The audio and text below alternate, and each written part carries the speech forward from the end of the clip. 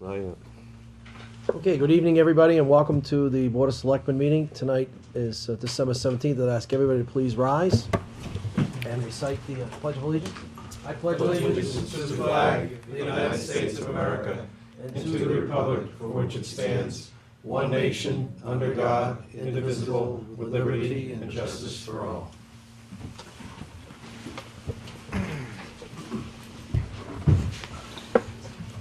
Okay, first order of business tonight is a public hearing.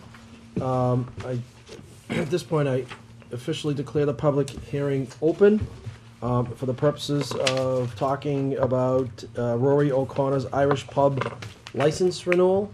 Are there any representatives from Rory's? Sir, please come forward, state your name for the record. This is a public hearing. Vincent Giblin. I'm a pledge holder on that license. Address, sir? 6 Connor Road, Beverly, Massachusetts, Okay, 01915. Thank you and welcome. Okay, so from what we understand, there's a request for you to take back the license from the current manager or the current license holder. And from what I understand, the claim is that originally there was a pledge on that particular license. Forgive me, guys. Do I have that right? I just want to make sure I have questions right. No, Okay. not 100%. I'm not looking for the license back in my name as a pledge holder. I'm just looking to renew the existing license. Okay.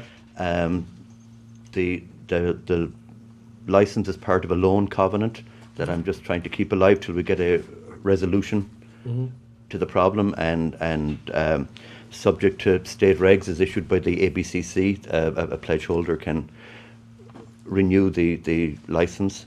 Now, the plan for the license is not for it to leave the town manager's office. It's just basically to keep the license active.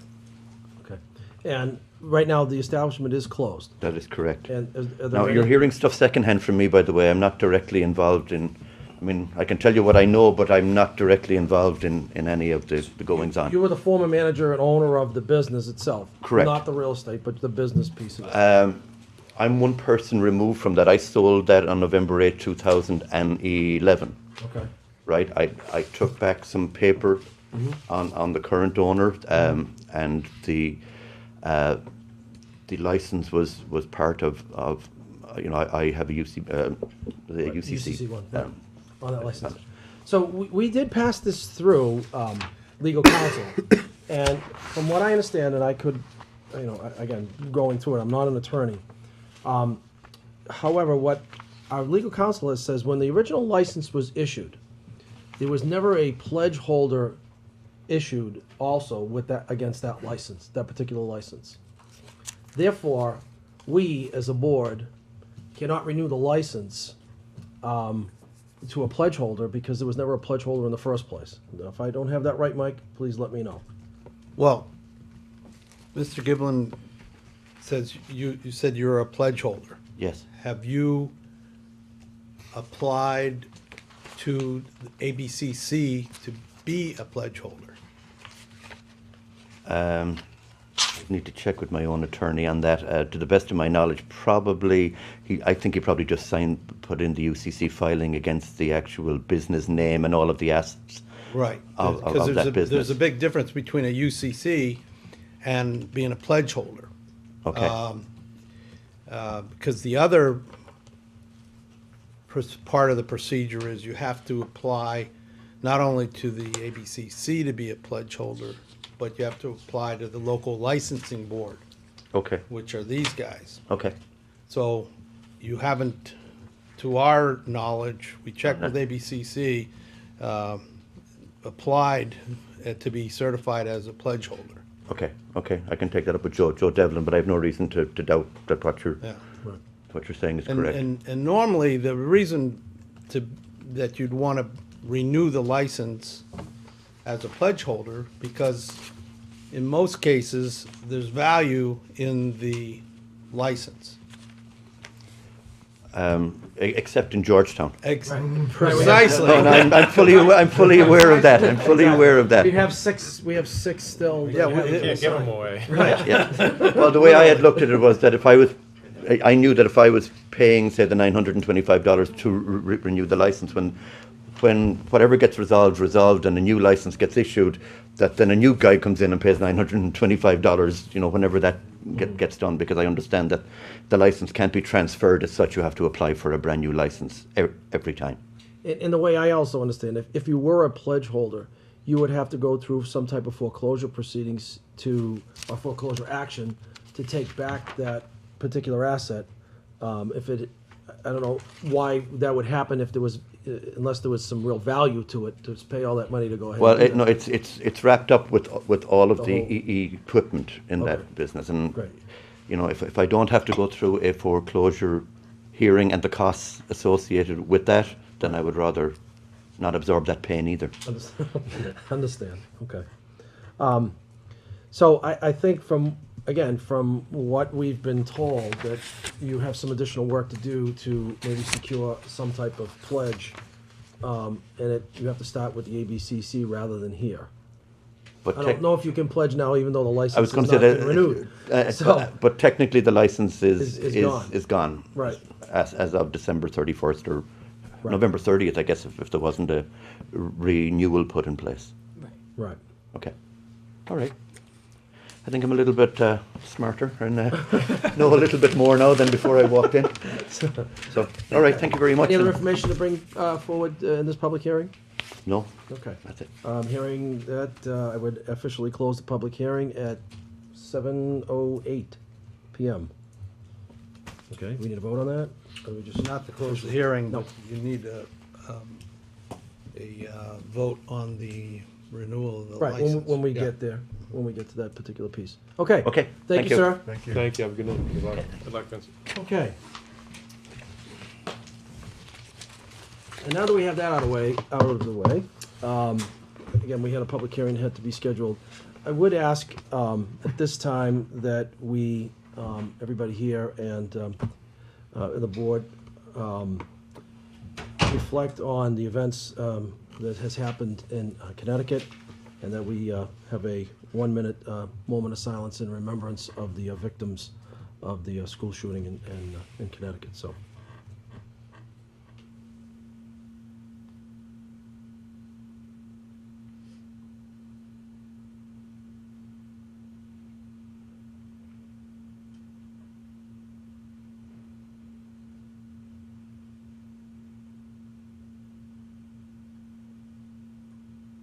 Thank you.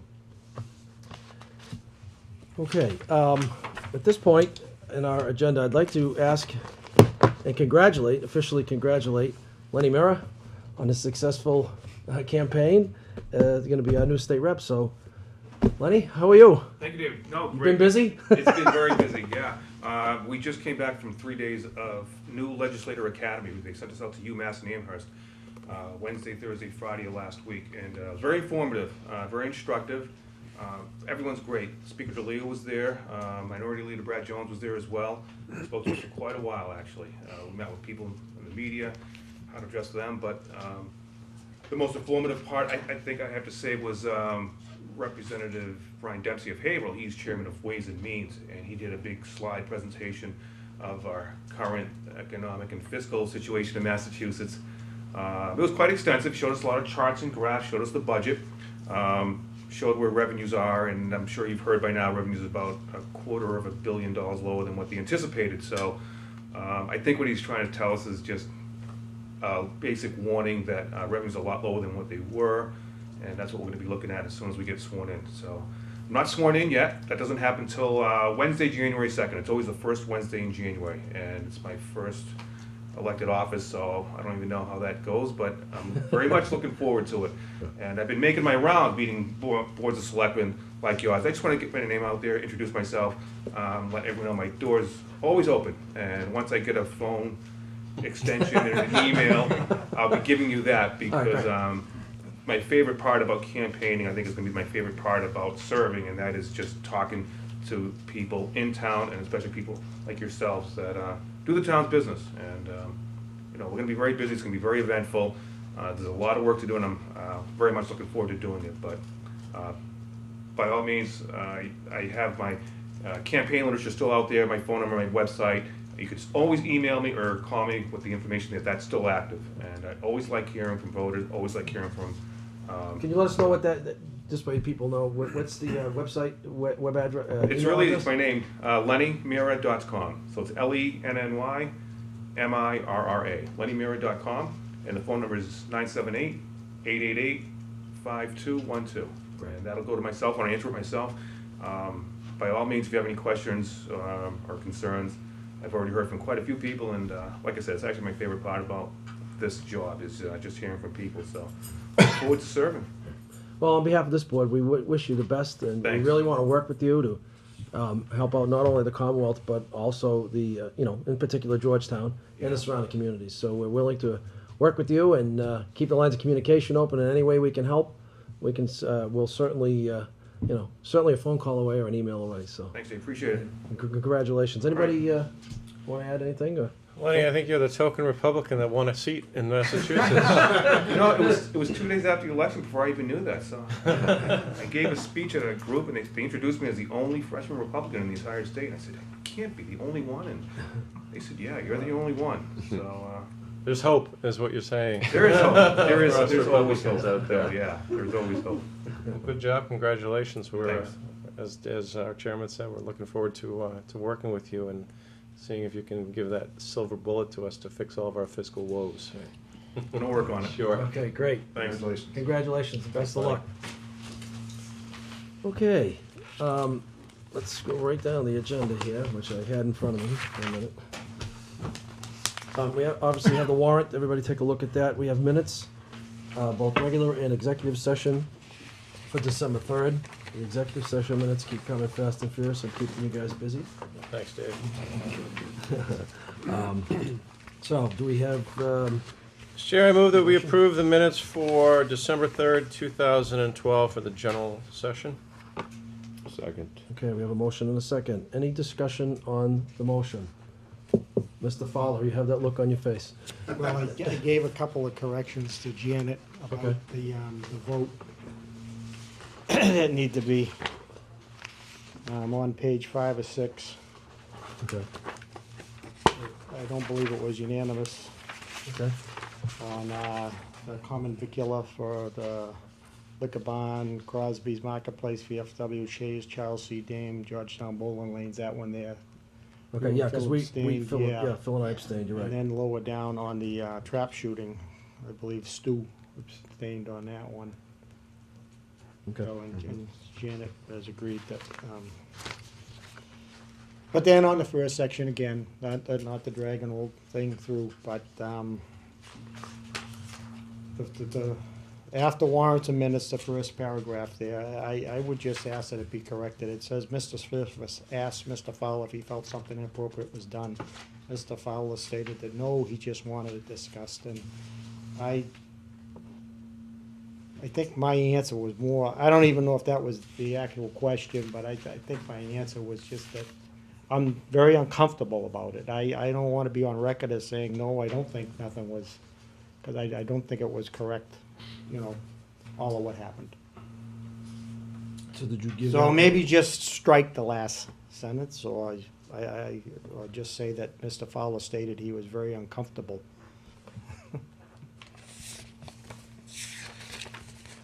After, on that last line, Mr. Yeah. Fowler stated that he was very uncomfortable. Okay, Yep, I got it. all right, we got it? I Okay, think that will, All right, We'll do approve it. them with the changes? I'm sorry? We'll approve them with the changes? Yes, so we need to amend the motion. Somebody want to amend the motion, please? Chair, I move that we amend the motion to approve the minutes for December 3rd, 2012 with the language that was provided by Mr. Fowler. Second. Okay, we have a motion and a second on the amendment. We're voting on the amendment. Any further discussion on the amendment? Hearing none, all those in favor? Aye. Aye. Okay, so now we will take a vote on the minutes. Any discussion on the motion? Hearing none, all those in favor? Aye. Aye. Aye. Okay, minutes is so approved. Chair, I move that we approve the executive session minutes for December 3rd, 2012. Second. Okay, we have a motion and a second on the executive session minutes from December 3rd. Any discussion on the motion? Hearing none, all those in favor? Aye. Aye. Okay. All right, so we have a couple of groups to speak to, come up and speak with us tonight. So at this point, what I'd ask is the library trustees to come on up. We want to have a brief discussion about When's Peter coming? some water. We need to wait for Peter. Peter's not Oh, is here. Peter not here? I think he was coming around 7:30. Was he coming around 7:30? All right, so you know what we'll do? Then we'll ask you to to hold off, and we have also have a group from the Seabrook Nuclear Power Plant presentation, a group that wants to give us some information, and we also have some written information, so come on up, state your names, and Thank you. You good? Thank you. Try to do this without working the wire. all right. So, Thanks for your help. I do.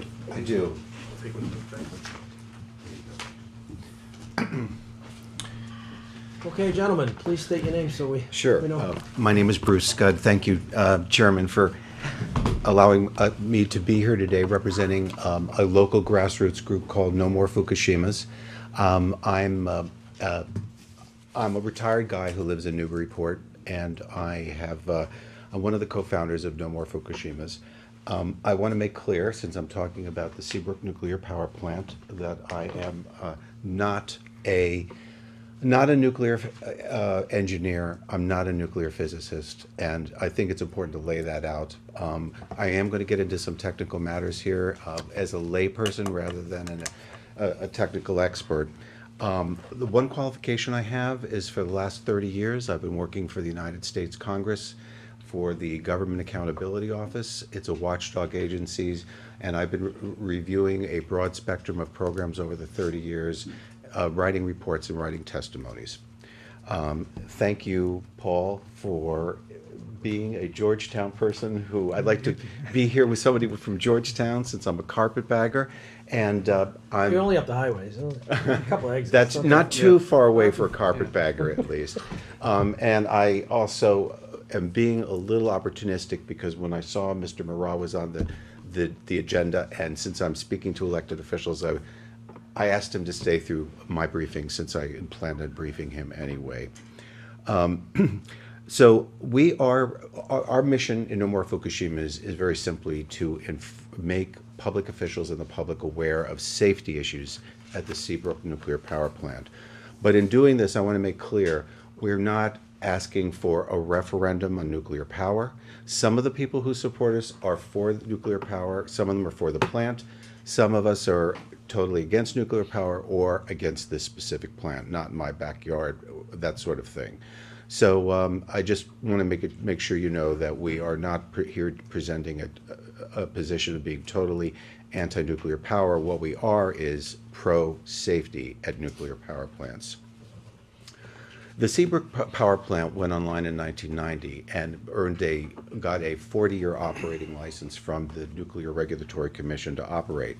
In 2010, which is only halfway through this 40-year period, they are applied to get the plant relicensed. It's become a common practice to do this for decades in advance of when it's time to relicense. We don't think that's a very good idea. They're trying to renew the license for a 20-year period from the year 2030, when the current operating license ends, to 2050.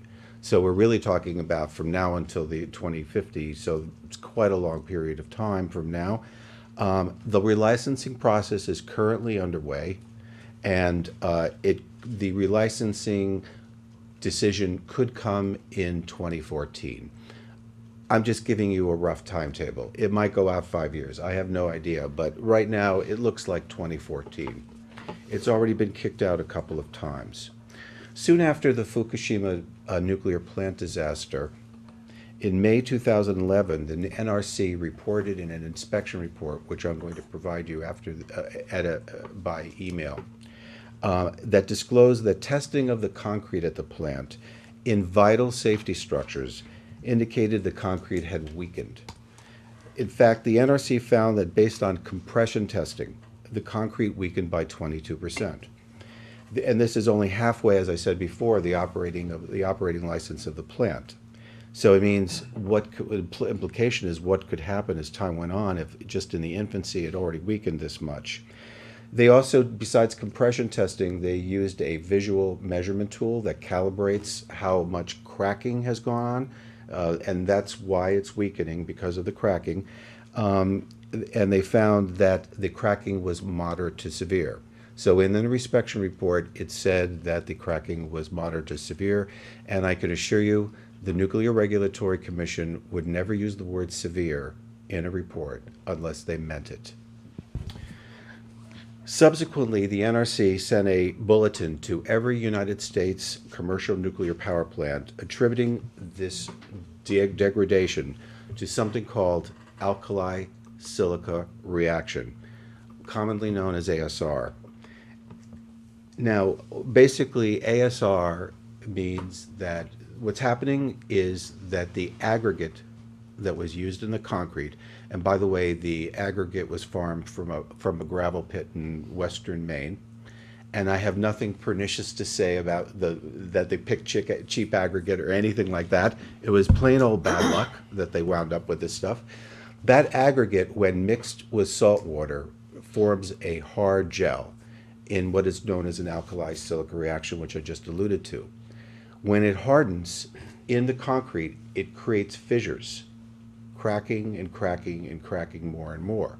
And that by when they finally did some test borings, and after 20 years, they found that the cracking had gone from moderate to severe. Now, this is the only nuclear power plant in the nation that has this particular problem. I want to tell you, this is not a shocking development in concrete. Many construction projects have concrete in the water. And there's nothing unusual about seeing a steel bridge with concrete foundations. And this ASR phenomena has been known for 50 years. So it's not a shocking new thing from outer space that nobody's ever seen before. However, it's completely novel to a U.S. commercial power plant. Now, I might add one thing, piece of perspective. The groundwater around that plant was built in a salt marsh, basically, and there is salt in the water. So it's that mixing with the concrete that's creating this, is this recipe for cracking. Now, obviously, everybody is concerned about this cracking problem and what it means for the weakening of the plant, or the foundation of the plant. Can the plant withstand earthquakes, which have happened several times in the past few months? One of them was 4.1, only a 4.0 earthquake, and it happened 20 miles from the plant. But it raised the more fundamental ongoing problem is, will the plant hold up? Now, if you recall, I said that the cracking has occurred in vital safety structures, not just the maintenance garage, not the lunchroom, but in vital safety structures. Not my term for calling it vital, it's the NRC's term for it. And I'm going to try to give you documents for everything that I'm saying today, and if I don't have a document, I'll tell you it's my opinion. One of these, for example, one of these vital safety structures is electrical control tunnel B. And that tunnel is underground, and by the way, that's why it's susceptible to the groundwater being saline. It's an underground structure. Houses electrical cables that feed the cooling system, which is supposed to prevent a nuclear meltdown. So that's what I mean by vital safety structure. If that thing, somehow caved, eroded, degraded, whatever, too much, that electrical cable, it's not running through concrete, it's on a rack through open space, it could be impacted. Now, for the sake of transparency, I'm going to tell you I called it electrical control tunnel B for Bravo, but there's redundancy, there's an alpha tunnel. And I'm disclosing that so I don't make this sound more horrendous than it is, because as soon as you find out, you'll pull the credibility rug from underneath me and I'll get in trouble with you. So I'm going to try to be fair and about this. There is a backup tunnel. To my knowledge, it hasn't been affected by this, but this is a backup. This is part of a system for supplying electrical current to the coolant system. That is accurate. This degradation is being closely looked at by the Nuclear Regulatory Commission and the plant at this time. And I'm going to fast forward and tell you that the plant, I'm saving you a lot of trouble here, the plant did some testing, further analysis that was reviewed by the NRC, and they have reversed their position. There's still degradation, there's still microcracking that is visually moderate to severe. But what has changed is they found that the original measurement tools they used in 1970 to compare the current samples against the old samples. Remember I said there was a 22% decrease in the strength of it. They reversed that and they said it's not true. The strength has not decreased as much as they originally thought, and that there is this microcracking. For the NRC, in other words, has made a short-term decision. By that I mean a short-term decision that the plant is safe for and reliable for the time being. However, it's requiring the Seabrook to conduct a vast project that at the University of Texas, where there happens to be some experts down there, determine whether this concrete will in fact stand up for in the long term. Now, this has pushed the knowledge of the NRC to the limits because probably nobody in Region 1, which supervises this particular plant, ever heard of ASR before 2 years ago.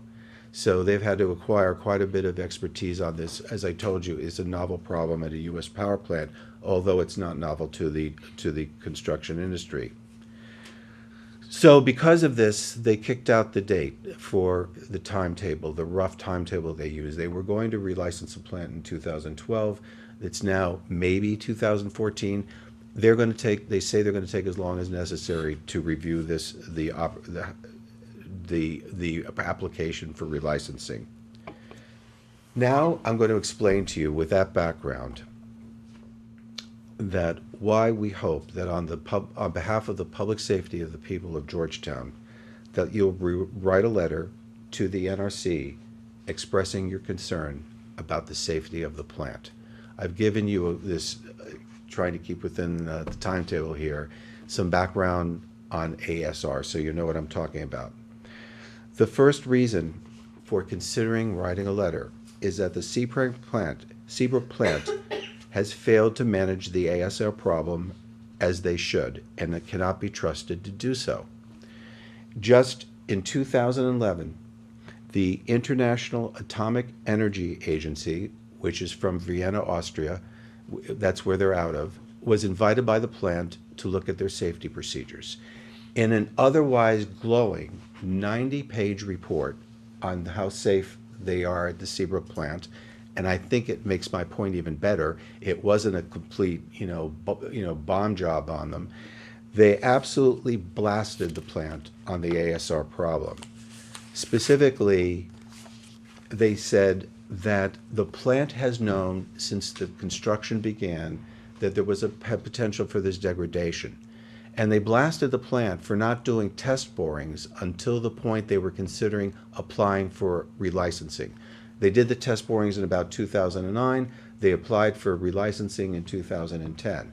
They were probably thinking of this, if we're going to do this, we must do the test borings. But according to this international agency, which by no means is an anti-nuclear vehicle or mechanism, they said that the plant just didn't do a proper job until 2009 when they finally did test boring, given that they knew that this could happen in the salt marsh for all those years. The second major reason why I'm hoping you will consider a letter to the NRC is that the NRC's oversight of the ASR problem has been equally inadequate. How could this degradation due to groundwater infiltration go on for 2 decades without being identified earlier? The degradation has progressed to the point where the NRC thought it was severe. And I might add, there was a time there where they thought, in fact, through compressive testing, that it was already decreased in strength by 22%. So, now they don't believe that, but for about a year or two ago, they did think it was not only cracked, but the concrete was weakened. The NRC readily admits that there was a membrane that was built around the entire plant foundation to mitigate against seepage, not stop groundwater, but mitigate it. That, according to NRC documents, which I'd like to share with you, that membrane failed upon installation in the 70s. It did so because the backhoe that was putting it in apparently backed into it and wrecked it in a few places. It never worked.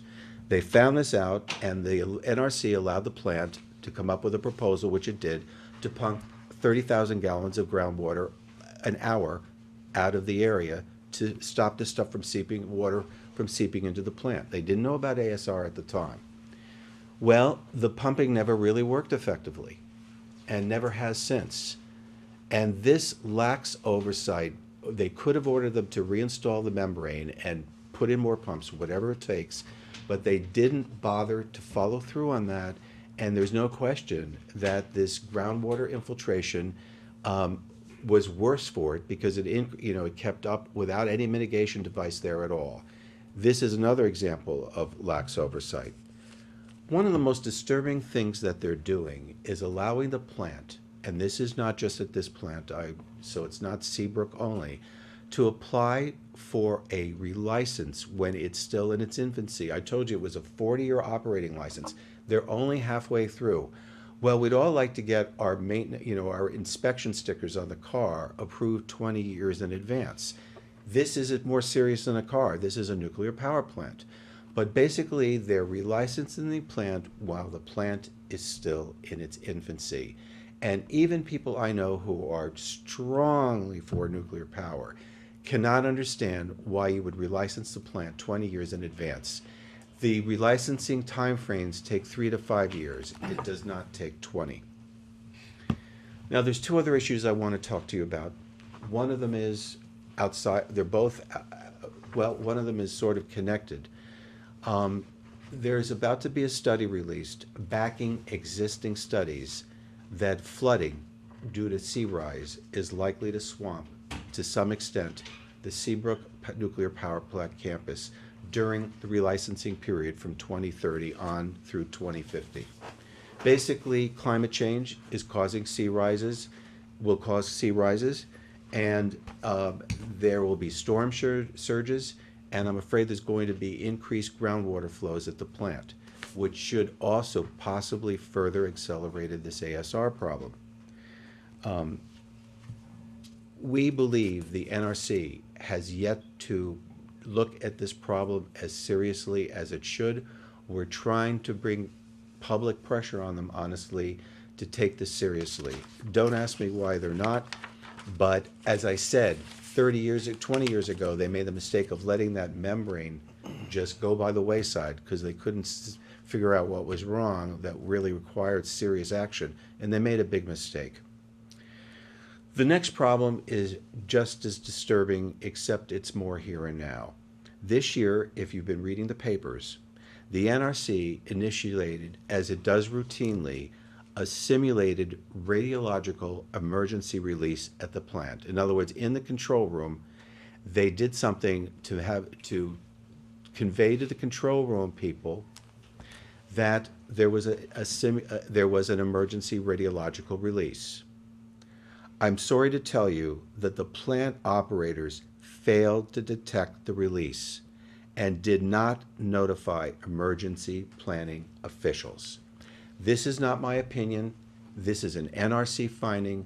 They issued what I would call the NRC issued a very tepid so-called white violation because it was a training exercise, but I don't want to think about what would have happened if this was an actual radiological release, because planning manager officials around the area would not have been notified.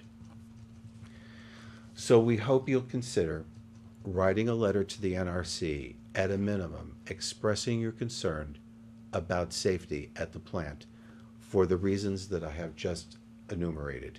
Concrete degradation, the projections about flooding, and there's a new study coming out this month about this from the Stanford University, and the fact that although the plant constantly says in the paper how dedicated it is to safety, with all the scrutiny that's going on at this plant right now, between the NRC relicensing it and the public scrutiny connected to relicensing, if they didn't notify emergency management officials about a radiological release, under what conditions can we hope that they will? Now is a good time to send a letter. The plant is up for relicensing. Once that relicense is issued, it's all over for the public. Basically, it's a done deal. I sent you through Janet copies of letters written by other towns, so you can see what I'm talking about in general. There's a whole variety of letters. You did get them through the email process, Yes. right? Sorry to hit you with so much paperwork. I'm sure you need it like a hole in the head. I at least wanted you to be able to scan them. But there were also letters from former state senator Stephen Baddour, before he resigned, I should say, and a letter from state representative Mike Costello. And there were a series of letters from Congressman Tierney and Congressman Markey, who I would say are extremely concerned about nuclear safety at the plant. And if you read those two letters, if you read any, you can see that they really have been very discerning about what's in those letters. It's not just an expression of concern, it goes pretty deep. I might add that the mayor of Newburyport, Donna Holliday, signed the resolution that Newburyport issued, which is in the batch I sent you, and Mayor Fiorentini of Haverhill wrote his own letter, and we appreciate that very much. One thing I want to tell you, I am very proud of our elected officials in your collegial governing bodies, because every one of those letters were sent unanimously. Everybody, maybe there was somebody absent that day, but they were all unanimous decisions, and there wasn't much conflict. And some of them took a short amount of time to deliver, some took many months, but they were all unanimous. I might add, we at No More Fukushimas question whether it's a good idea for this plant to ever be relicensed, from what we've seen so far from Seabrook and the NRC. But at least we're sure that if you write a letter, even if it is relicensed against what we think is best, it may not be how you feel about it. It'll be a safer plant if it does get relicensed. I might add, it costs nothing to send a letter, and there's absolutely no downside. And you'll be showing the people of the city your vigilance about what happens in regard to some public safety. Chairman Surface, thank you for giving me this time. Before you cut me off, No, I'm not gonna cut you off. I'll stop. And thank you for listening, Mr. Brown. Well, quite enlightening. I mean, I did read through most of the, all of the letters. My concern was the letters were dated, the most recent letter though was back in August. Most of these were beginning of the year, and I want to make sure from a timing perspective, if this board decided to send a letter, are we too late in the game, or what do you know currently? As of today, where are they in the relicensing stage? Well, as I mentioned, it certainly is not going to be irrelevant because the relicensing process is still underway. Okay. And it's going on to at least through to 2014. Okay. This study they're doing about the long-term reliability of the plant with this ASR problem is going to take a heck of a long time. They've got the greatest minds they could buy working on this thing in property quality management. So it's going to go on for a long way. I would generally say the more letters that come from elected public officials, the more likely that there's going to be vigilance in the NRC about this issue. Okay, any questions from the board to Bruce? Specific questions? Anybody? So Sure. who's the actual owner of the plant now? Um, Good question, yes. Yeah. That's, It's, the owner is called Next Era, ERA, Next Era, and Incorporated. I believe the parent company is Florida Power Light. Okay. Little disturbing that they have no skin in the game here, but in any case, that's who I understand owns the plant, Florida Power and Light. I think the actual corporate headquarters of this facility is in one of the Carolinas. And then they're owned by the Florida. But it's just a little bit scary when you have somebody operating a plant just for the profit that they might glean out of it, because the whole idea is to make money. And relicensing is not cheap, and if they had to do a lot of work in one of those tunnels, it's certainly gonna cost them a lot of money. So that's scary. Anybody else have any questions? Bruce, as a former GAO official, did you have any regulatory or fiscal oversight for NRC? None. None at all. Yes, yes, I did not, and I don't know if that's good or bad in your mind, but I have never been on a project that involved, in my 31 years there, anything to do with the Nuclear Regulatory Commission. What's the NRC's position been in terms of the advanced, accelerated, I guess, request to license? Is that standard operating procedure in the industry to try to get a 20-year license 20 years ahead of time? I'm going to be direct and I'm going to be blunt, okay? Make my My night direct easier. answer is that, pardon? Make my night easier. Okay. It is standard, but I'm going to give you an opinion now. The NRC has made some of its rules and regulations at the convenience of the nuclear power industry, in my opinion. This one, I'm going to have to pick up on something that Mr. Nelson said, is doing it halfway through the license is totally at the convenience to the nuclear power industry and not to public safety. You walked right into my question that I was hoping somebody would ask. This shows where they sometimes lean towards investor safety, not public safety. Thank you. Karen, do you have a question? Well, you sort of touched on the one question that I had, and that was how long it takes to receive a license or a renewal. And have they granted any of these? There are 104 nuclear power plants in the United States. 70 of them have been relicensed. Okay. The other one, when looking over the thing, and I had a big question mark next to the compression testing indicating 22%, because I've been following this in a local paper, and I felt that I'd read just what, and you were honest about it, you changed that. So here's what I would ask you, is that anything you've got, make sure it gets to me in hard copy. You mentioned earlier about email, and I'll read something comes to me in hard copy. If you email it, I may never read it. Okay, I heard you. Some of these trouble me. Some of these letters trouble me in particular. Some I find pleasing. They're just asking. Salisbury's in particular, I thought was rather well worded.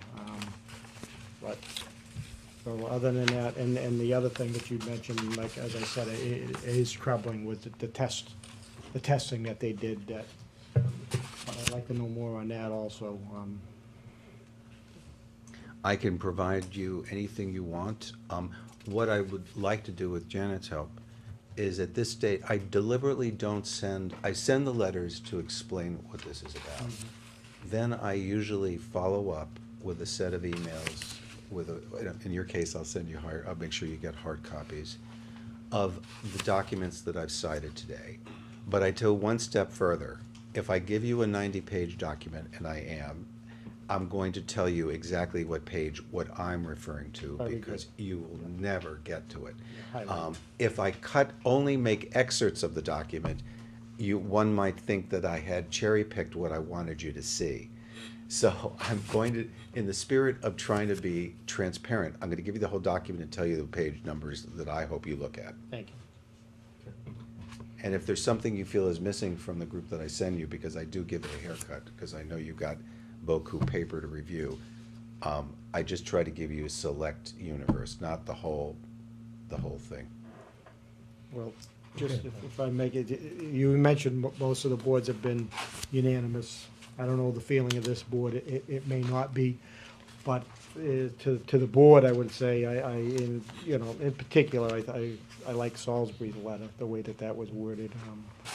Some of them I thought were rather harsh and out of the league of what a board of selectmen can do, I think. So. Any other questions? No, last statement is this is, Bruce, thank you for, and all the chair reps. Yeah, thank you. One of the things that, as public officials here in Georgetown, we think Seabrook is in China. I mean, it's so far away yet so close, and I can tell you, my 5 years of this, being on this board, I don't think we've ever had a discussion about it. Maybe when they were doing the alarm, their test, emergency test, for the communities, just that, the alarm's going off.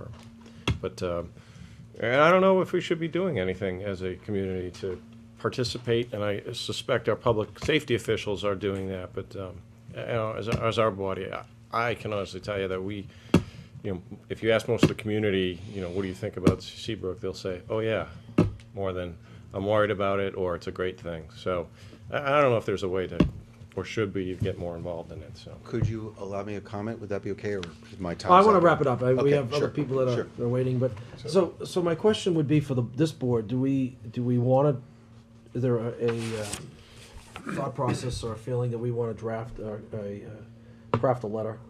I'll volunteer, Mr. Chair, if you want. I'll go through the letters that are there. Gary, I think I'm leaning towards you in terms of not going outside our depth on what we could say for fact, but we definitely, out of sight, out of mind, and I think, creating awareness on our side for the town, I think is a positive thing. So if, as a starting point, I would offer, if you want, I can put together a draft letter that we could have a discussion on. And I have no issue with that. Everybody else? I don't think we have to have a No, formal vote, but just, No problem with having discussion, I just don't wanna make any moves tonight. I'd like to get more information and see the, Right. We should hear both, I guess, Yeah, both sides, agreed. but I do think anytime something that serious is going up for licensing, and at a minimum emphasizing to the licensing board on that, we're watching, it's not a bad thing. everybody else okay with that? All right, so Steve will put a draft letter for us to take a look at, and in the meantime, you'll send us some more information? I will. Great. Thank you for your time. I am a Georgetown resident, and it's not out of my sight. Okay, I Okay. tried to live. excellent. All right, great, awesome, thank you. thank you. thank you. Good night, guys. All right, I see Peter Durkee is here. And so we would ask the library trustees to come on up, and Mr. Durkee to come on up. Not getting out that easy, Pete. Chair. And again, thanks to our state representative-elect Lenny Murrah for joining us tonight. I know he's taking off. Thank you. Take care, Lenny. All right, so where are we? We heard there was some water issues at the library, and there was some concern. So that was why I did reach out to Chris at the music parents fundraiser. And I said, That was the event. "No, why don't you come and see us, because there's some concern about water. So can you enlighten us on the issue and bring us Sure. up to speed? Sure, my name is Chris Lout. This is Mary Saunders. We're both trustees of the Georgetown Peabody Library.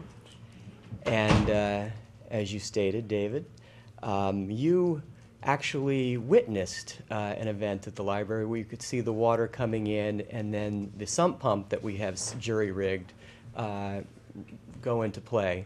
And then we pump our water up the hill of the library entrance out into the street, where it then runs down to a drain. It is a temporary solution, but it's a solution we've had in place now for a year and a half. The reason we've done that is because we've had a number of events. One insurable event that we, back in May of 2011, where the event was enough where we actually had over $1,000 worth of damage, and our deductible is $1,000, so we paid over the top of that. It ended up being a $2,700 event where water came into the library.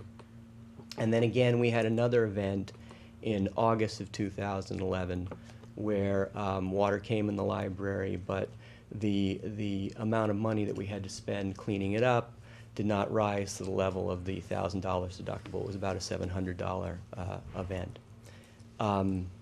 It first came to our notice in the winter of 2010/2011, where we had some. That was that bad winter where we had a lot of ice dams, and we had an ice problem with our drain in front of the library, and we actually had an ice dam and water a good 6 inches up to the top of the library front doors. Threshold.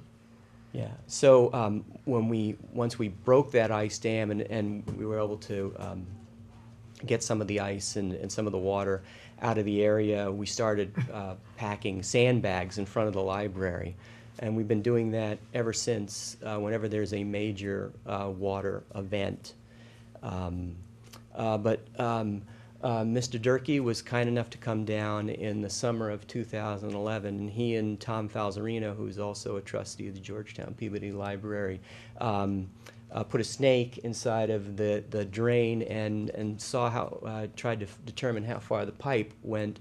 And it turns out the pipe goes directly under the street, but then it's crushed underneath there, and we're not sure when the pipe was crushed, probably when the parking spaces were put in a number of years ago. But there really is no outlet for it. It just runs to the street. It stops there. It doesn't run into a culvert. It doesn't run anywhere else. It just stops right there. And because of that, whenever there's a sizable water event, we really have to have that sump pump kick into action. So that's where we are now. And if that pump freezes up, too much ice around the pump, we're in trouble. Any mold issues or, with the damage, the water damage, I mean, that's all been cleaned professionally and there's no issues as far as damage or any, like mold or, walls that need to be replaced or anything like that. Everything is... We had to tear down all the floorboards inside the main walkway, as well as in the meeting room just to the right of the entrance there. We didn't have to tear out any of the carpeting. We had a company called Albright Carpets come in and ServPro come in, and they brought these very large industrial air vacs that wicked away a lot of the moisture, and we had that going for a number of weeks. We left the baseboards down.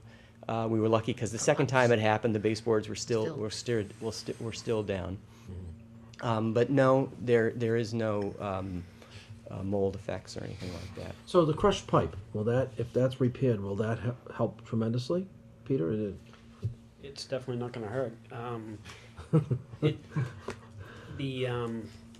The way it was planned was to put that pipe from the library into a manhole, and there's no manhole. It wasn't installed when they did the addition to the library.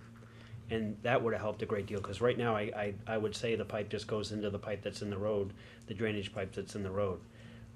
We plan on doing the roadway over in the spring. That's not going to help us now, but it may be a good idea to think about doing something else at that entrance, because it seems to me like that small 4-inch drain is not adequate. It goes the whole length of, from one side of the door all the way to the other, right, which is at least 25 feet. And it would be a good idea to think of some other plan because every time you get a 500-year storm every couple of weeks, it's not adequate enough. There's a 4-inch drain that goes the whole length of the front of that doorway, and it goes into a 6-inch pipe, which goes into an 8-inch pipe, which goes out to the roadway, but there's no manhole that it goes in.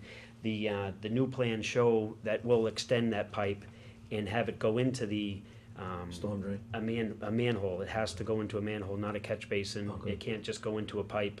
Right. So I don't know how they put that into what's in the roadway now. Okay. So, I mean, it, like they said, it just goes out into the roadway, Really? underground. Hmm. So, but to me, I've been over there for at least 3 or 4 times with sandbags because the water's just coming down so fast. It's an incline down to the it maybe a possibility is a set of stairs with a handicap ramp on one side, so you don't have all that water going down to the doorway with a drain system down at the end of that. But right now, what's there is not working. Gary, I know you have had some questions about this too. Well, I guess it would be, it's a fairly new building, and have you gone back to the engineer, the design? I mean, it sounds like you're absorbing the cost, but somebody designed this, and it seems to be a poor design. And shouldn't we be following up to that aspect while the building is still fairly new? Yeah, again, the building was built, and then it was at least 3 years later before it started happening. And if I remember correctly, the sort of the liability aspect of it was over well before that time period existed. We have spoken to the builder, and they don't believe it's part of their responsibility. Any value in having legal counsel look at that? I mean, look at that particular contract, and because there are some provisions in the law, if you can't see it and it has, it's underground, that we could have some type of a claim against the builder.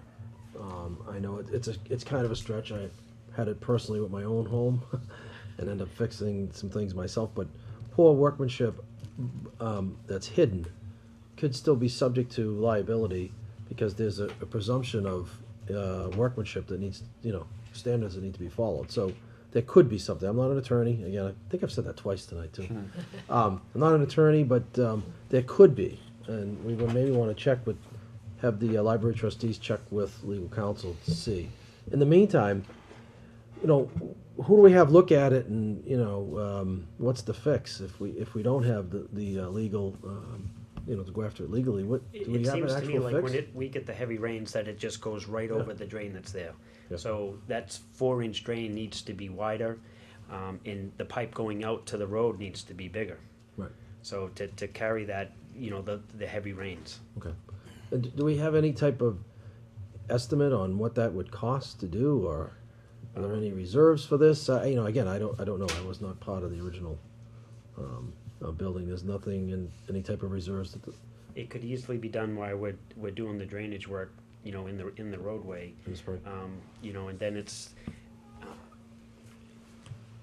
we just have to look at it and I don't know if we need to engineer it again or just say, we need to put in a set of stairs with a handicap ramp on the side or put a larger drain system in. Okay. But it goes right toward the doors of the hill. So, and it's a good Oh, sized yeah, area. it moves. The water moves pretty quick.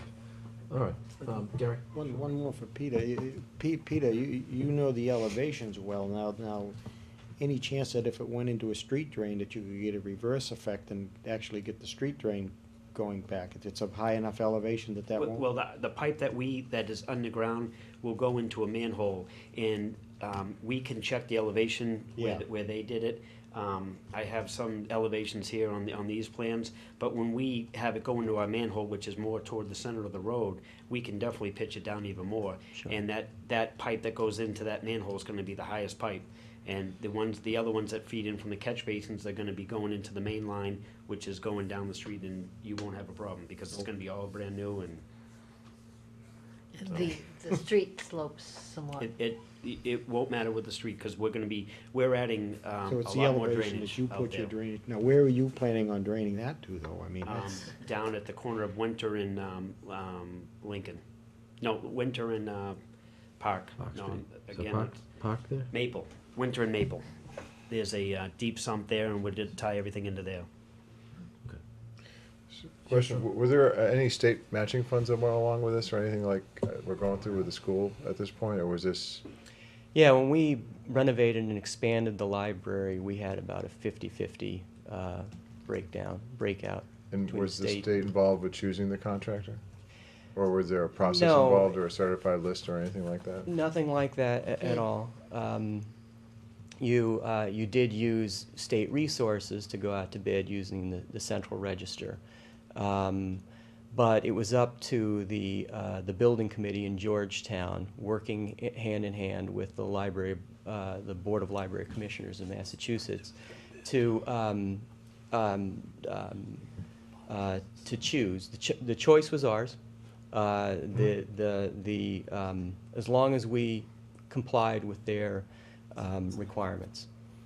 And we haven't found anything else with the library that has come up as a problem with the process. And Okay. we didn't have that long a punch list. We did have a project manager. We were one of the first building projects that was required by the state to have to hire ourselves, someone to oversee the Right. construction process. So And it's- they were right on top of things. It's very similar to the school process. And I guess when the state was out looking at the high school, there was frustration on their part as to where's the person who designed this, and they wanted some culpability. Now, again, not knowing the legal side of it, I'm just putting it out there that the state potentially increases our leverage for accountability. Because I think over the years, they're kind of seeing this, hey, we're back again, doing something we already paid for. Why wasn't this done right the first time, and where's the contractor who did this? So I do think as we go through the legal, if we go through a legal channel and examine the contract culpability, this, having it be the state, and have it, being reported to the state, and letting the contractor know we're reporting this to the state, that we don't think the drainage was done correctly. I know this is just off the cuff, it has to be more formally thought out, but just something to consider. And maybe bring the parties together to kind of review this particular problem. And maybe somebody will say, oh yeah, we remember when we were building this, and there was some discussion around this area, or some meeting minutes that may have talked about that particular, any type of drainage issues, and if there was any concerns at that time. So that might, just to give you a little bit of history. But, so my next question is, do you think we can get through from now until Peter does his work safely enough where we don't have any more damage? Do you think that between the pumps and the sandbags, we're gonna be able to get through this right through, what do you think you're gonna be working on the street, April, May, maybe? Mm-hmm. You think we can get through the next 4 or 5 months? Well, we were lucky last winter because Yeah. we had almost no snow. I don't think that's going to happen this winter, as you all know. We've lucked out so far. It hasn't been too bad. Yeah, the year before was the worst, Yeah, couple, I mean, 6 weeks on record. We do have, a snow blower with the library. We could use help with the town. I don't know how much help the town can give us, clearing out the drain, clearing out that space when a large water event occurs. But we could certainly use any help we can get. Well, Peter's aware of that, I'm sure. We don't have any shovelers, like for the highway department, we're basically taking care of the roads. Is there any way that the school department could help out, because they have shovelers that do the buildings, and then maybe after the buildings are done and kids are in school, that they could go over and take care of the library? Because I don't know if you hire anybody to shovel, or... No, it's us. We have Our 8-hour-a-week maintenance person who runs the snow blower. right. They clean the I library. mean, we could definitely do that area. It won't be done right away, but we could definitely do it, but it depends on, how long the storm was and how long everybody was up, and we could definitely go over there and clean out that area and make sure there's no snow in there every time and get rid of the snow. Yeah, that would be good. So, And that would maybe, your maintenance person could probably do the shoveling of the drain, if it's freed up but a we little could bit more. it's big enough that we could get a machine in there and Oh, okay. Oh, really? yeah. It's what 12 feet it's wide. as at wide least. as from wall to wall, Right. and it goes down 14 and feet. Right. so. All right, well, if with that additional help, until we can rectify the issue, at least until the spring, we'll help and maybe look for some type of legal remedy or some additional help where we can bring the builder and the contractors back to discuss it, so. All right. Any other questions? Yes, sir. Yes, this parking area where the crushed pipe is, was this parking area constructed with the whole project, or was this something separate from the project? Yes, was it done by our contractor or was it done by the town? I think it was done by the town. We'd have to check for sure. Yeah. Yeah. I Now- think it was now done by the town. Yes. I That's think, the I case, think the then. pipe that they're talking about is the pipe that's in the road now for the drainage. And it's a metal pipe and it's either rotted or corroded. And that's why we're going through replacing it. Okay. Who put the metal pipe in? I don't know, it was probably 50 years ago. Okay.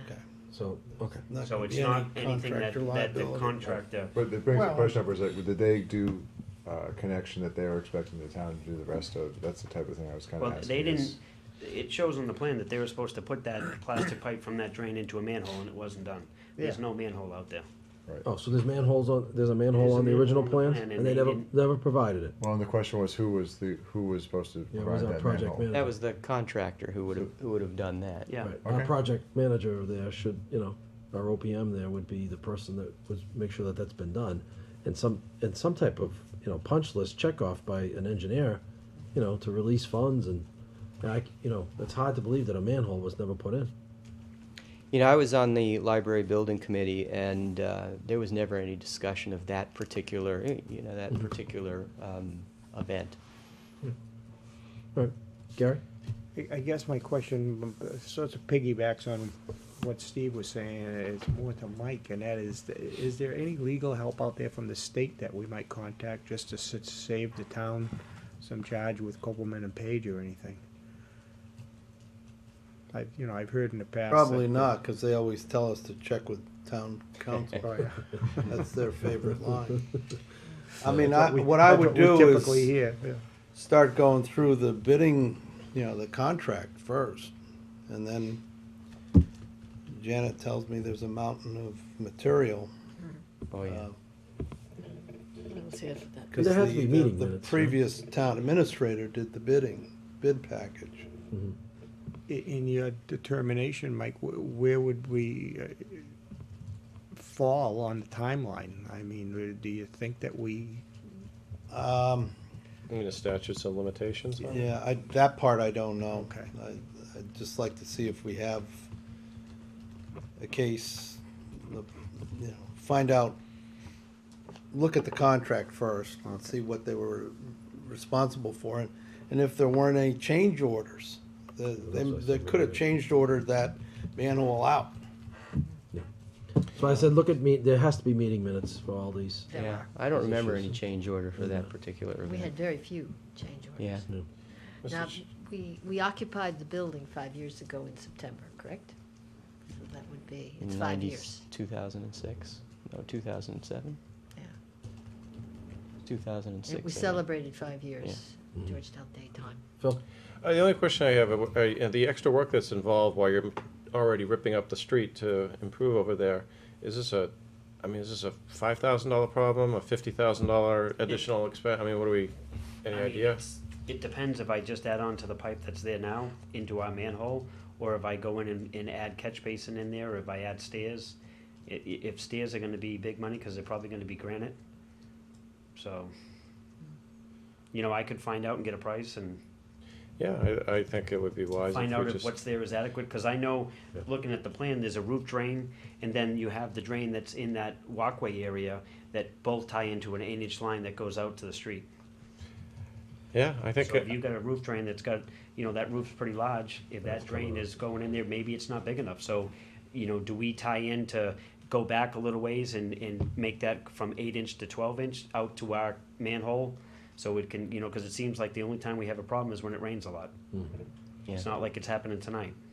so- Well, my suggestion would be we investigate these issues and maybe do a follow-up, you know, come and visit us maybe in a couple of months, you know, see how we're doing through the winter here, and give us an update on, you know, doing some of this research. I think we're all in favor Yeah. of absolutely I'm gonna be protecting meeting the with an engineer integrity of the tomorrow, and building. I can go over there and look at that, Okay. and he can look at the plans and see if that, you know, for that area, if it's, you know, adequate enough with including that roof drain, if we have to go larger, and I can bring it to you guys and see what you say about it, what you wanna do. Sure. And we can go from there, because Right. we definitely wanna do something while we're doing the work out on the road. We Yeah, don't might as wanna- well. Makes It sense. makes sense to So- tie it all up and neaten it up. Okay, great. Well, thank you. Thank And, you. maybe we'll see you maybe sometime in February. Sounds good. Deal? We'll talk to Janet. All right, great, awesome. Thank you. Thanks for Thank coming you. in. Thanks for all your hard work today. Dave's good at Appreciate it. shoveling if you really need help. I have his cell phone number if you need Dave's it. got a bad back. Did I get a couple contracts signed tonight? I might have signed them a while ago. One for the paving and one for, the skid steer? Well, I haven't seen the paving contract. Where is it? I sent it over last week. It was signed by the paving company? I sent it over to you to check with town council so we could send it over to the paving company. No, you don't have a contract then. Why don't you guys speak tomorrow and see where we are in the process? Okay. Thanks, guys. Thank you. Thank you. Thanks, Pete. Right. Thanks, everybody. Okay, we have a declaration of surplus property from submitted by Lieutenant Cudmore. Everybody's had a chance to take a look at this. Was the old communication center console. It says poor, 0. Hey, Mark's donated to the Department of Reach for Life. So everybody have a chance to take a look at that. We just need to vote this. If that's the case, it looks like everything has been disposed of, Mike, right? Yes. Yep. Looking at that. Okay, so I'll entertain a motion to declare surplus property of the communication center console and related equipment submitted by Lieutenant Cudmore of the Georgetown Police Department. So moved. Second. Okay, we have a motion and a second. Any further discussion on the motion? Hearing none? All those in favor? Aye. Aye. Right. Aye. Okay, so we have correspondence. We did ask for letters of people that were interested in being appointed to the Turf Advisory Committee. We did receive some correspondence from Mike Anderson, also appointment request from Joan Laporto from the school finance department. So we'll, my suggestion on this is at this point, we also have heard from, and you'll see it down below, we've heard from the school committee on their person to appoint to the committee. So I would, at this point, I would recommend that we appoint Mike Anderson, and I'm not gonna call for a vote yet until we get there on the appointments and approvals, would be a voting member. So we have, remember, we have four appointments, 2 voting, 2 non.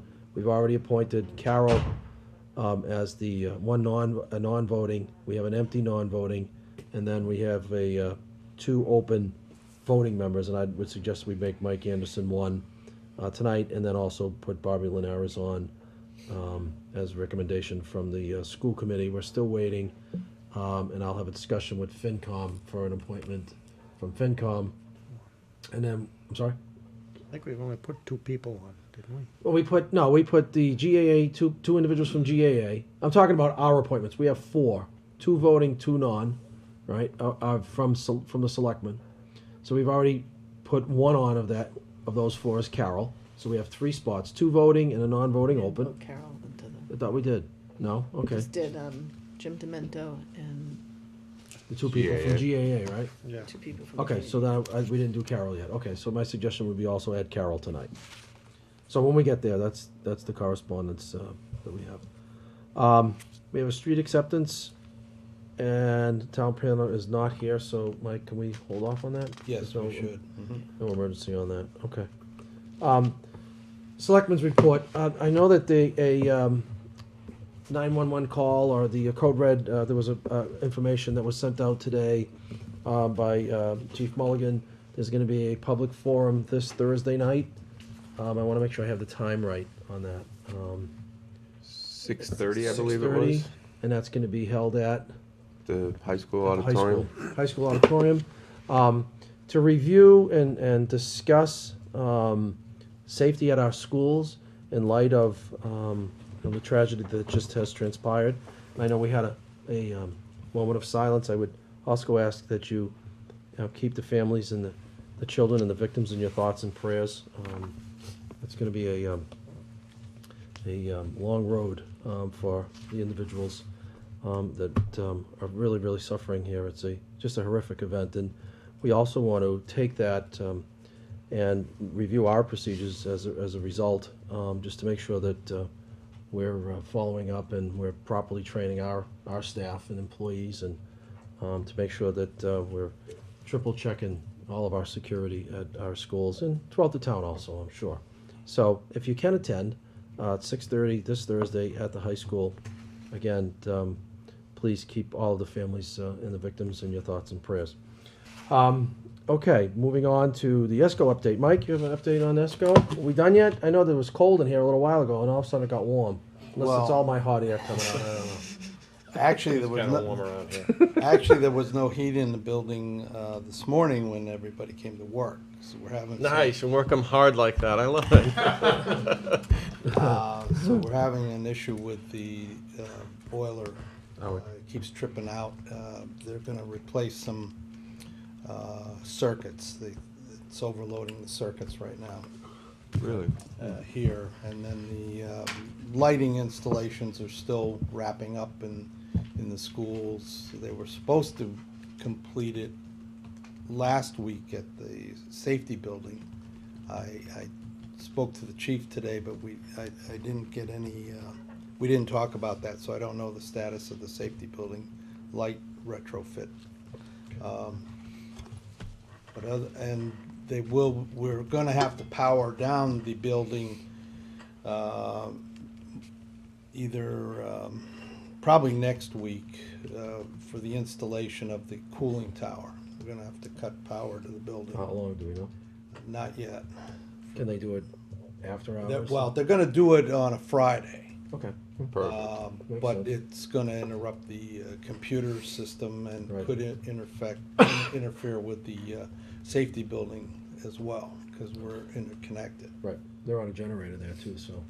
Right, and well, that generator overheated the Well, the last leaves time got we stuck tried. in there, Yeah. that was well, they've rectified that situation, so. So we're working out the details for that power cutoff. Right. As long as we're coordinating with all departments. So my question on the boiler, it's, if we put a 442 engine on a Volkswagen body, is that why we're blowing up circuits, or is it? I don't know yet. Okay. It's too early to tell, but it's an electrical problem. But you can see, high school, 442 was the great cars, muscle cars we had back then. Those things run on gas too, not electricity. Yeah, I know. I know what you meant. But you know what I meant. Okay, Mr. Fowler. Yeah, if I may, are you working well with Mark Unger? Because I mean, Yeah, I'd hate to see them just come in and change a couple circuit breakers and. No, they pull whatever permits are necessary. Okay, So he's involved in the process, though. okay, yeah, because I mean, many times if you go to a higher circuit breaker, you gotta change your wiring to go with it and that type of thing, so. Yeah. Oh, that's what I've been doing wrong.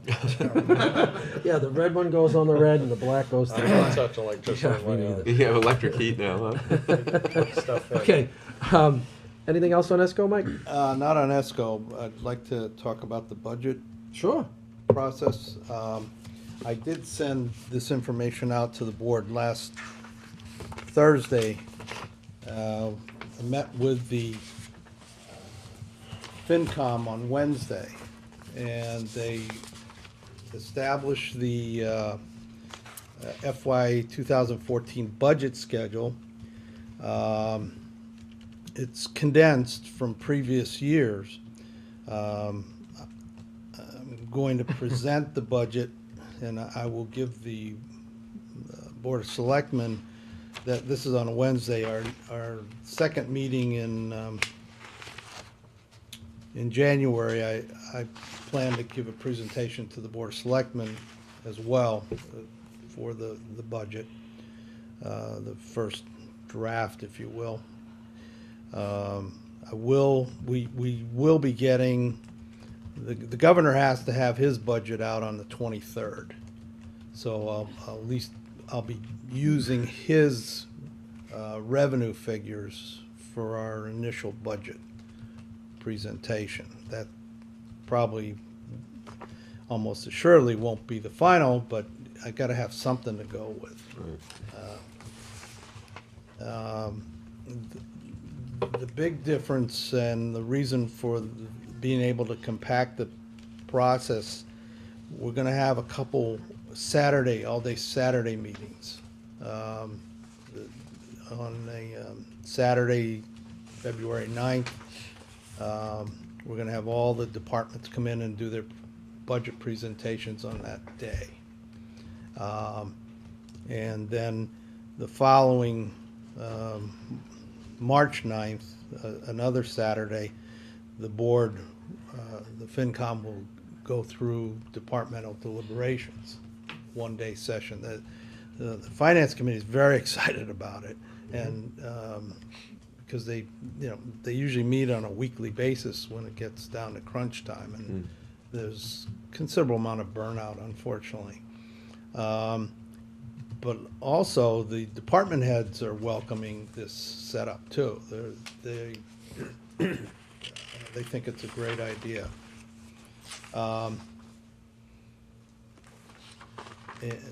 And I actually, before the whole process gets started, if you'll notice up at the top, based on the newly adopted policy for the warrant articles last year, we'll be opening the town warrant at the first meeting in January on the 14th and closing it at the end of February,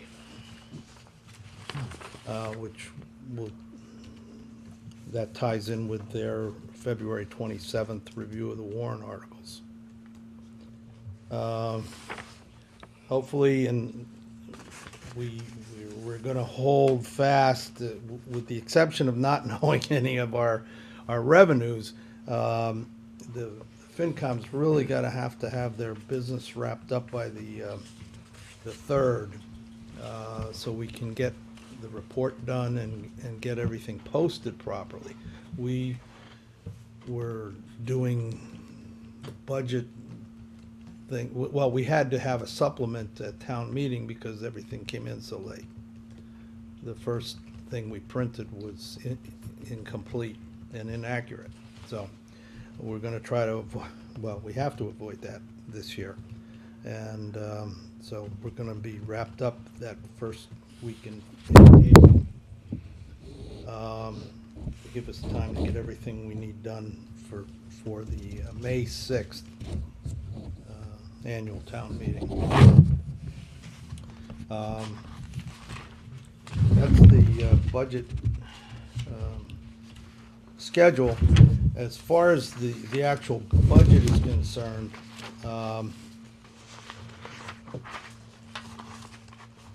the Finance Committee did a lot of education on their own part regarding revolving funds last year. And they found out there's well over $2 million worth of spending town-wide that comes out of revolving funds. And they're not budgeted. It's off budget. And so this year, for the first time, the Budget Committee is going to require budgets of each individual revolving fund. It's going to be a lot more work, particularly for the school department, because of the $2 to $3 million in revolving funds, it's the vast majority, probably 99%, are school revolving funds. So it's all about transparency and accountability. So that's going to be different this year. And they're allowing a level services budget with qualifications. They're allowing for any contractual increases, but at the same time, they don't want to see one-time items repeated. So it's almost a zero-based budgeting, but And they did indicate, and I passed this on in this memo to the department heads, that if any department has identified a needed expansion or addition of services, the finance committee said, make your case. So they'll certainly consider it.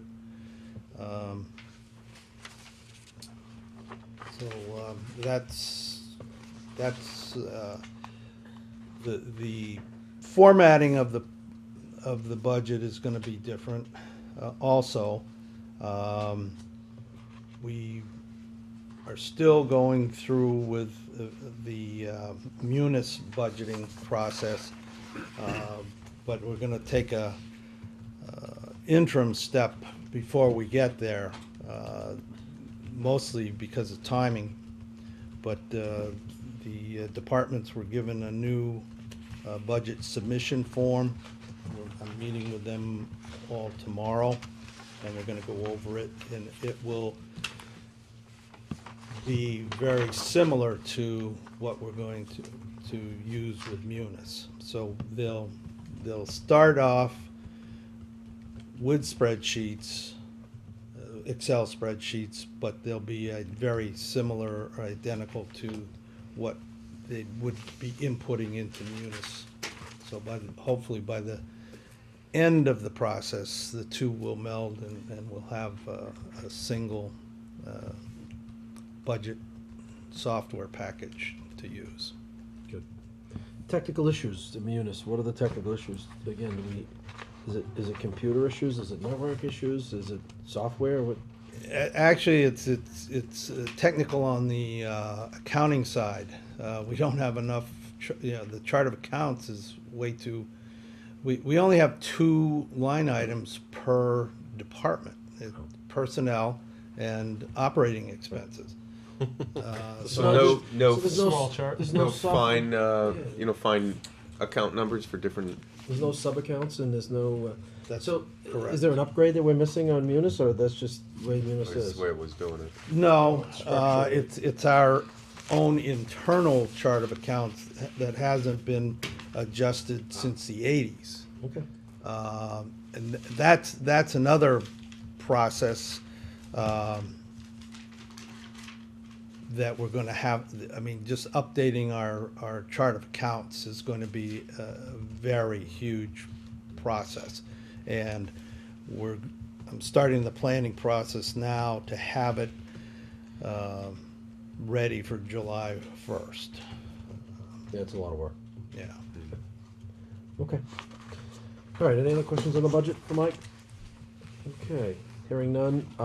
One other thing that I forgot to mention was, well, a couple things I wanted to bring up under, I did have a conversation with the fire department about, and with the chief, approved by the chief. The fire department will now be responsible for lowering flags, and when that determination has been made, they have all of the locations. They did do some research, and we don't realize how many flags we have and how many flagpoles.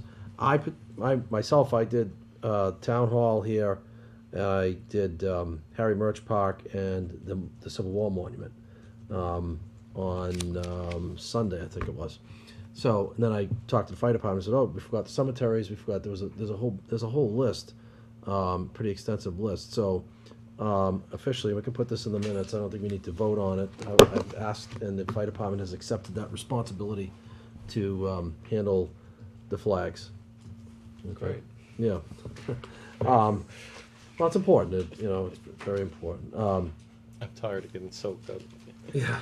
Well, I called Phil. I said, Phil, you can come and help me? I said, welcome to my.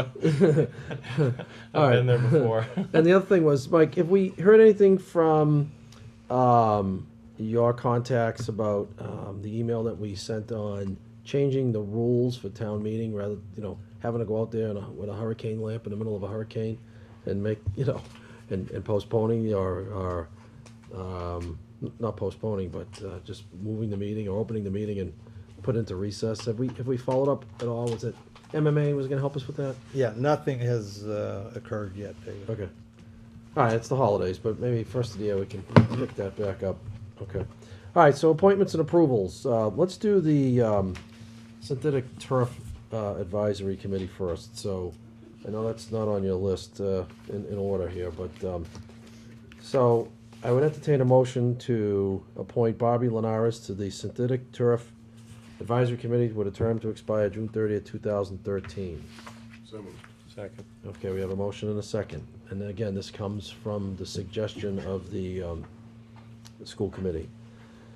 All those in favor? Aye. Aye. Okay, so Barbie, thank you for stepping forward to help out.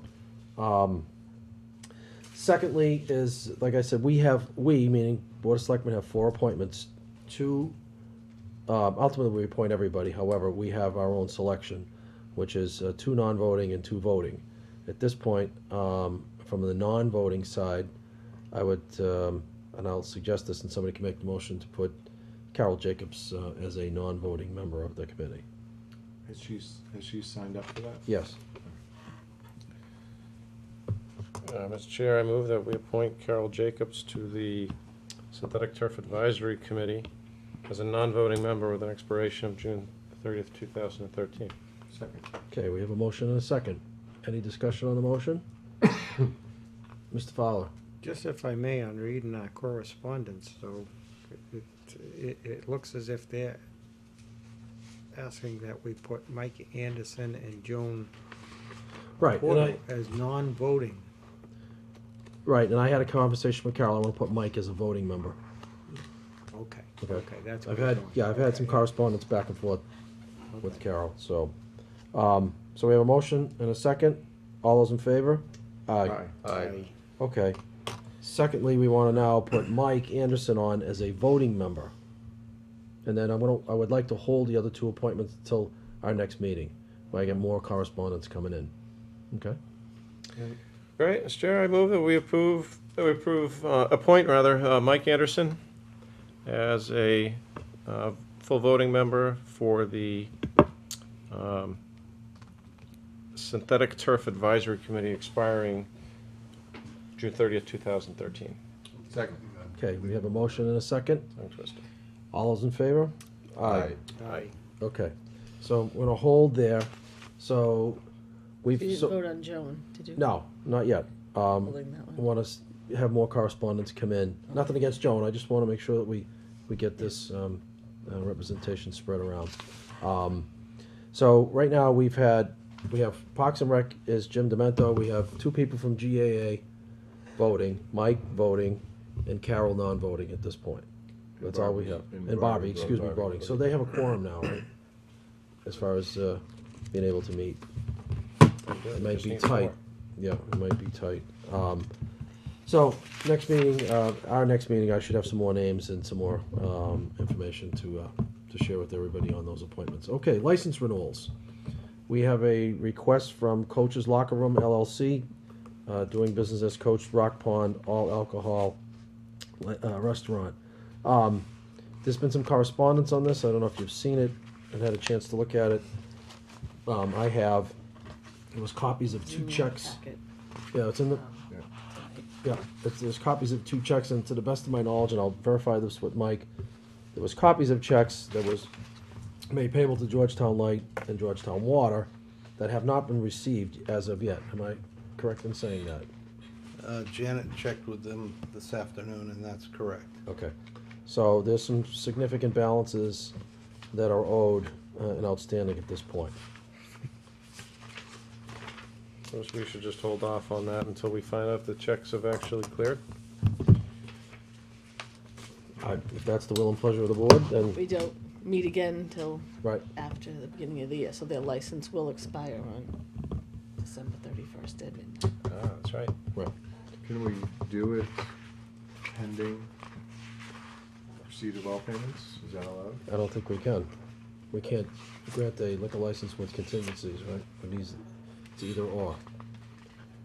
You know, these checks were not received. Granted, it'd be granted, but we Right. could, I don't know if we can hold it until they're passed and not give it out, but I don't, once you've issued it, it's. Once it's issued, it's issued. So we can And secondly, is there's the water, as far as the water bill goes, Water hasn't been paid since 2011, the way if I read this correctly. So we could perpetuate our annual tradition of having a special meeting at the end of the year if everything comes together. If everything comes in, we can have post a quick meeting and for the purposes of this one license. If that's the will and pleasure of the board, then I would say yes. Mr. Fowler. I would like to say I would be here if you call the meeting, but that would not be my pleasure. I think people need to start paying their bills on time and make sure that they get taken care of. We bend over to help out where we can a lot, but at some point, I think you need to say, pay your bills on time. Agreed. Don't disagree with that at all. Any other discussion? Okay, so I would entertain a motion to renew ABCC, license renewal for Coaches Locker Room LLC, doing business as Coaches Rock Pond All Alcohol Restaurant. I'm just reading what's here. Okay, there is no motion at this point, so we'll move on. Okay, next one is Ribo's Bistro, 2 Keons at the Black Swan. All their paperwork is in, they're all set, up to date, paid, no problems. Okay, so, who wants to take a shot at that one? I move to grant a ABCC license renewal to expire December 31st, 2013 to Ribo's Bistro 2 Incorporated, DBA Keons at the Black Swan. Second. Okay, we have a motion and a second. Any discussion on the motion? Again, being clear, they're up to date, no issues. All those in favor? Aye. Aye. Aye. Okay, so we have common victual license. We have to do these one at a time. So, Pizza Factory and Nikki's Roast Beef. Can we do those all three, or do we have to do those in separately, Jen? I think you could do all the common victuals. Yeah, common victual together. Okay, Nikki's and Dunkin' Donuts, no issues there, as far as we know? No behind payments or anything like that? Okay. All right, who wants to take a stab at that one? I move that we grant common, renew common victualler licenses for the Pizza Factory, Nikki's Roast Beef and Pizza, and Mistra LLC, DBA Dunkin' Donuts, to expire December 31st, 2013. Second. Okay, we have a motion and a second. Any discussion? Hearing none, all those in favor? Aye. Aye. Okay, secondhand shop. I move that we grant a secondhand shop license to Little's Block of Shops and Instant Replays to expire December 31st, 2013. Second. So we have a motion and a second. Again, discussion, question I have is they're all up to date, no issues, right? Okay. Any further discussion? Hearing none, all those in favor? Aye. Aye. Okay. I move to grant a Class 2 used car sales license to Spyros Energy to expire December 31st, 2013. Second. Okay, we have a motion and a second. Discussion, is this a new license or they've always had it there? They've always had one there. It used to be at the Citgo, and it was transferred to. So they're selling cars on that lot? Well, used cars that they. Okay. Where is? I don't know if they. This is right across the street. Right across the street. Right across the street, next to Spare, Oh, Okay, Yeah, right here in the Right. Sac Town Hall. okay. So this has been a- basically, it's a change of name. Spiros. yeah, he's been there for a while Well, now. They've It's been a they while. already did change the name. Last year. Yeah, last year, I think, and they applied for the used car license. Right. what, you about an electric vehicle? You're not getting gas? Okay, we have a motion and a second. All those in favor? Aye. Aye. Okay. And lastly is the Recreational Path Committee.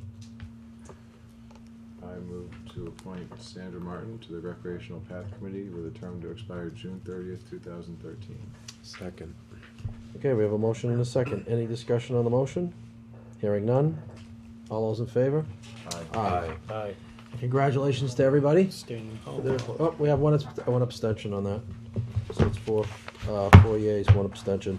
So congratulations to everybody on your appointments, and we look forward to you putting in some long hours helping us out on all these committees. Thank you so much for stepping forward. We need to vote on the Gilbin license, Rory O'Connor's. O'Connor's. Do we even have to vote? Yes. Okay, so we had the public hearing, and So there has to be a motion, and we have to have a vote. Yes. Okay, so would I entertain a motion to renew the license, to ABCC license? Yes. You want to say that Yes. properly? ABCC license to Rory O'Connor's Irish Pub. Is there a term? It would be the same, December 31st, 2013. December. December 31st, 2013. And it is an all-alcohol restaurant. All alcohol and restaurant, okay, so, I would entertain that motion. We need to vote on this, so we need to make, So moved. we have a second? Okay, we have a motion and a second. Again, any discussion? Yes, why do we have to do this, I guess would be my. Because he's applied for the license and you have to take action. He's applied as a, and this is based on advice from legal counsel. You have to make a decision, so in case he wants to appeal to the ABCC. Right. You would have to deny him first. Okay. But I'm not saying you should deny him, but that's why I question him if he is actually a certified pledge holder. Right. And he indicated he is not, so he is not eligible to For the hold the license. license. Correct. So just to clarify then, who are we granting this license to? You're not. No You're one. not. To no Hopefully, not. Oh. You can't give them They- away, remember? Right. They- I know that's, Yeah. I just wanna make sure. They, Right. the previous license holder returned it to the town. That's what I wanted to know, okay. Okay, question? Gary? Just like anything else, where are they on the bills and that also? Well, they're shut down. They're- They're- So, There are outstanding. there's outstanding bills, so. But I don't think he's responsible, I think it's. No, I understand, but I yeah. mean, it'd be a fine reason to say no also, Exactly. like we did. Okay. Okay, all those in favor signify by saying aye. All opposed, nay. Nay. Nay. Nay. Nay. Okay, unanimous nay. Okay. If I may, Mr. Chair? Yes, sir. If we had to vote on that one, do we not have to vote and reject the other one, would be my question, that we, Public hearing, oh, just because of the public hearing. Yeah. And the other, in case you do want to meet again, if he does pay everything and Right. want to hold a special hearing. On that one, it doesn't expire until the end of the month. okay. So we have time, so we don't have to take up that business Oh, I if the see, so application's. this was a new license, he was complete. trying to get this, and then, Mm-hmm. So we can pass. Well, he on was this trying to until- renew the old license. and he was behind on the date also for that, right? Because even if he had wanted to do that, he would have had to start it early. And he missed the renewal. No, he did. No, have it he in on did. time. He did. Town Oh, council. he did? Town Okay. council was not accurate in Okay. He that did have it in on assessment. time. Gotcha. Okay, one other thing that we got a memo from the police chief. If you noticed on East Main Street, there's looks a little speed radar detector on one of the signs there. I've seen it because I was going 26 in a 25-mile-an-hour zone and I felt guilty. So, Oh, you said 36. no, I wasn't going 36. I'm sure I would be pulled over if I was going 36. Phil, can you 28 is shaky. Yeah, well, Phil, I must yeah, have misheard has that what he prior said. experience? They all they are is taking radar. They're not taking pictures or doing any type of issuing of speeding tickets for a camera. But I think it's a good deterrent. I think it's a It's a good reminder. it's a good reminder to How slow fast down in you're that going area. and- Right. Yeah. Okay. So that was a correspondence from. Just one thing to note on that, it does have the capability to take pictures, but in the state of Massachusetts, you cannot give anyone a ticket based on, for speeding based on a photograph, apparently what I've read in the chief's letter, which is great. Okay. Any other me. new business to bring forth to the Board of Selectmen tonight? No. Again, happy holidays, everybody. Have a safe and safe and happy holidays, and again, please keep everybody in your thoughts and prayers. And one shout out to the fire chief. Good luck, chief. Chief's gonna be out for a little while. Some minor shoulder surgery, so good luck, Chief Beardsley, and get well soon. Okay, everybody, our next meeting is January 14th. I would, Motion to adjourn. there you go. Second. Okay, we have a motion and a second. All those in favor? Aye. Aye. Aye. All right, good night, everybody, and happy holidays. Merry Christmas. Since last night, we